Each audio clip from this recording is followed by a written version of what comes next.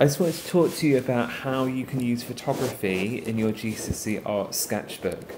Lots of students struggle with this and they find it kind of worrying, thinking, well, how can I take photographs that are going to work in my project?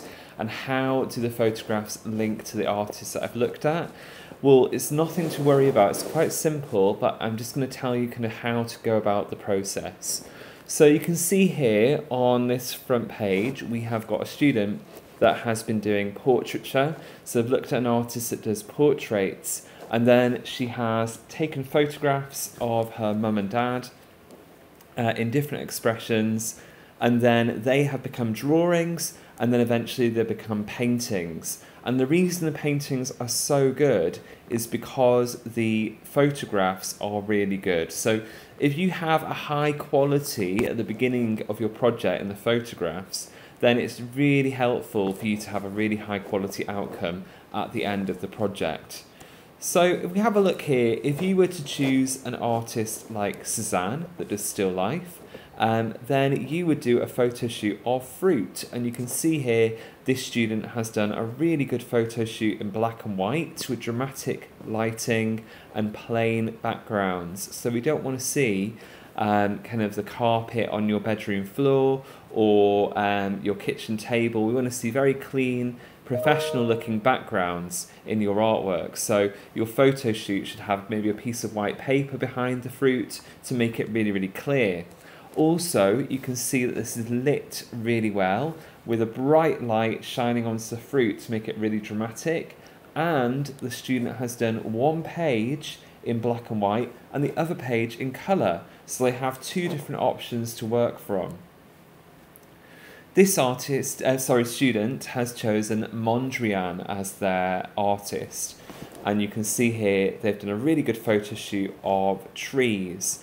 And they've gone out to the park, taken pictures of the trees in really dramatic lighting, and then they've used the computer to make them more contrasty. So they've gone onto their iPhone and used the app on the phone to give the images more contrast, which means the blacks get blacker and the whites get whiter, so they look really, really powerful and dramatic.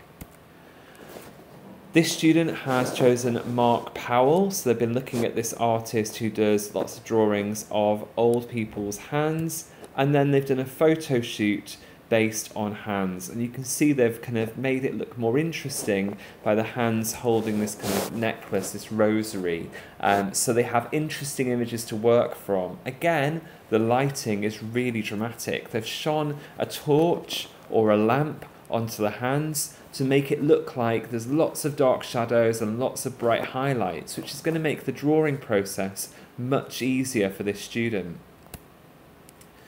The next student has chosen Agnes Cecile, so you can see this artist has lots of dripping paint and smudging and is very expressive. So for the photo shoot, what they've decided to do is he's got his friend and painted face paint onto her face, and then had water running down, so you get these really very, very dramatic looking images of the paint kind of flowing down the face. And you can see on his page he has got lots of different viewpoints. We've got some from the side, some from the front, some close up, some far away.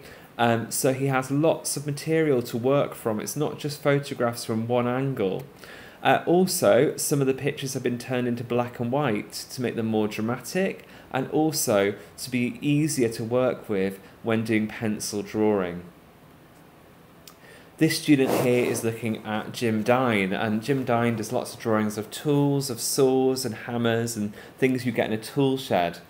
They didn't have tools at their disposal, so what they've done is they've thought, well, what else could I use that's kind of mechanical and kind of like a tool that I have in my house? So he's gone and found old mobile phones and old calculators, and he's taken them apart and taken photographs of all the different components so that he could then do a photo shoot of that. So sometimes it's not about doing the photo shoot of exactly the same object that your artist uses.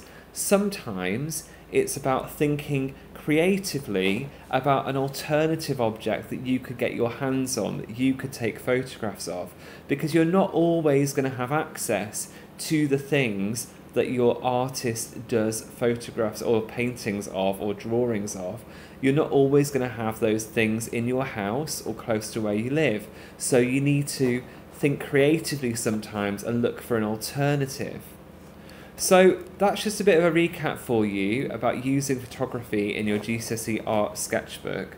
It's very important that you take this step really seriously and produce some really careful work, because the better the photo shoot is, the better your drawings are going to be, the better your paintings are going to be, and it's just going to set your project off to a really good start. Okay, just let me know if you need any help. Send me a message through Teams or get in contact via email if you need any help in how to use photography effectively in your work.